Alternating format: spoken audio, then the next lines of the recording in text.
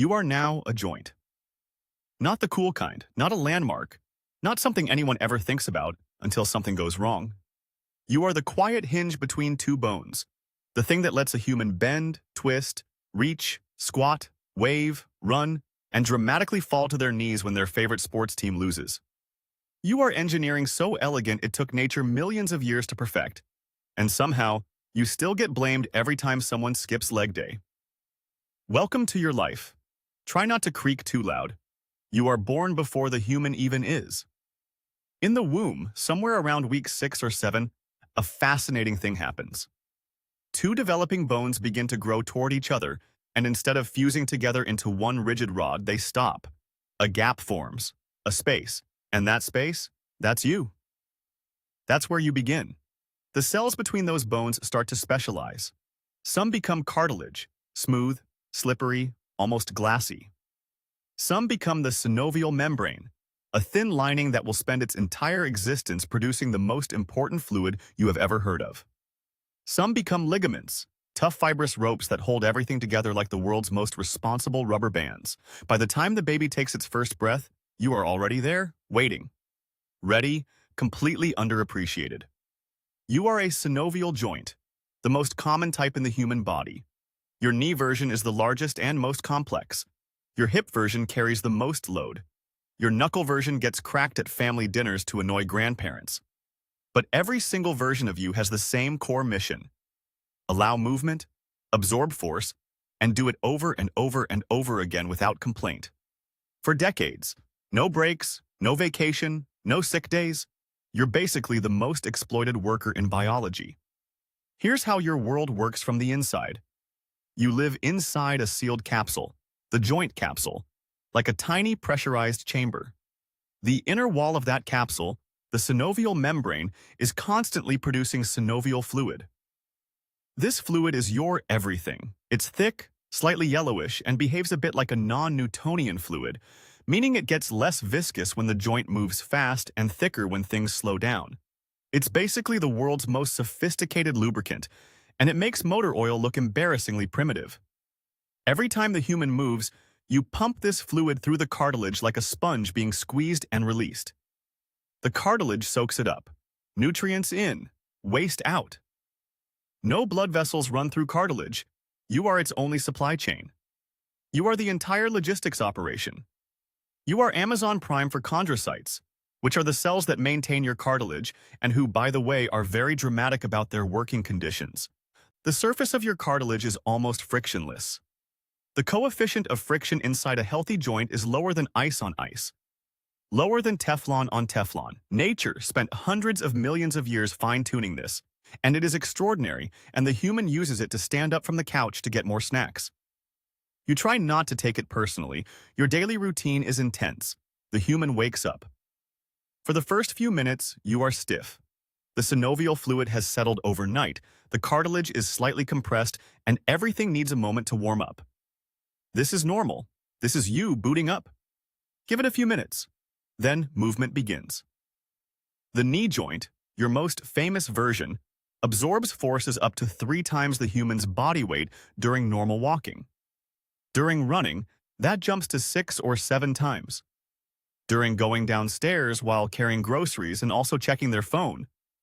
Nobody has measured that, but it's definitely a lot. Each step sends a force wave up through the bones, and you intercept it. The cartilage compresses. The fluid redistributes. The meniscus, a crescent-shaped wedge of fibrocartilage that acts as your shock absorber, flattens and shifts. The ligaments tighten to keep the bones from sliding out of alignment. And then, a fraction of a second later, the foot lifts and you rebound. You spring back, you reset, and then it happens again. Every step, every climb, every pivot, every spontaneous decision to run for a bus that is definitely not going to wait. Over a lifetime, the knee joint alone performs this cycle roughly 100 million times. You do this without thinking, which is good, because if the human had to consciously manage all of this, they would have collapsed on their first birthday. But now, the challenge. The human has been sitting too long. Weeks of a desk job, months of minimal movement. The body doesn't move much, so you don't get squeezed, which means the cartilage doesn't get properly fed, which means the chondrocytes start struggling, which means the cartilage starts thinning in places it shouldn't. The synovial fluid gets less healthy. Inflammation creeps in quietly, not dramatically, just a low-level, nagging kind of inflammation, the biological equivalent of a passive-aggressive note left on the kitchen counter. The human starts to feel it, a bit of stiffness, a dull ache after sitting, a clicking sound that wasn't there before. They Google it, they read 17 contradictory articles. They decide to either do nothing or immediately run a half marathon. There is no in-between. You brace yourself. But then, something shifts. The human starts walking. This is your critical moment.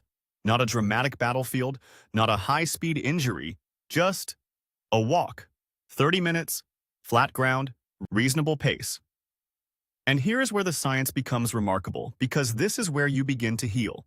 The moment walking starts, you get to work. Each footfall compresses the cartilage, and each lift releases it. This pumping action drives fresh synovial fluid deep into the cartilage matrix, delivering oxygen and nutrients to every chondrocyte. The cells wake up. They start producing new collagen. They repair micro-damage that had been quietly accumulating for weeks. The synovial membrane responds to the movement too. It ramps up fluid production. The quality of the fluid improves. It becomes richer in hyaluronic acid, which is the molecule responsible for its thick, lubricating consistency. The joint feels smoother, more fluid, more alive. Mechanoreceptors, tiny sensors embedded in your capsule and ligaments, fire signals up to the spinal cord and brain, updating the body's map of where the joint is in space. Proprioception improves. Balance improves. The muscles around the joint, stimulated by the movement signals, contract more efficiently and begin to share the load better, taking pressure off the cartilage and distributing force more intelligently. The inflammation? It starts to quiet down. Movement, it turns out, is anti-inflammatory, not despite the compression and force, but because of it. The mechanical stimulation tells the synovial cells to reduce their output of inflammatory molecules. The joint's immune environment calms. All of this from walking, not surgery, not medication, not a complicated intervention, just movement. Just the thing you were literally designed for. You knew this the whole time, by the way. You were just waiting for the human to figure it out. But here is where your story becomes complicated. Because time does not stop for anyone, including joints. Decades pass. The human grows older. The chondrocytes, which cannot reproduce quickly, begin to lose ground in the slow battle against daily wear. The cartilage thins in high-stress areas, the inner compartment of the knee, the superior surface of the hip. The synovial membrane becomes slightly less productive, the fluid thinner, the rebound slightly slower. Small changes at first, easy to dismiss. Then the calcification begins. Tiny deposits of calcium appear at the edges of the joint. Osteophytes, bone spurs, the body's well-meaning but ultimately unhelpful attempt to stabilize a joint it thinks is becoming loose. The joint space on an X-ray begins to narrow. A radiologist writes mild osteoarthritic changes in a report that the human will read and immediately catastrophize about. Pain arrives more consistently, not screaming pain usually, more like a background noise that never quite turns off. This is osteoarthritis. It affects hundreds of millions of people worldwide. It is not, as it was once thought, simply a disease of cartilage being worn away passively, like an eraser rubbing out on paper. It is an active, complex breakdown of the entire joint environment. Cartilage, bone, synovial membrane, ligaments, all affected, all contributing.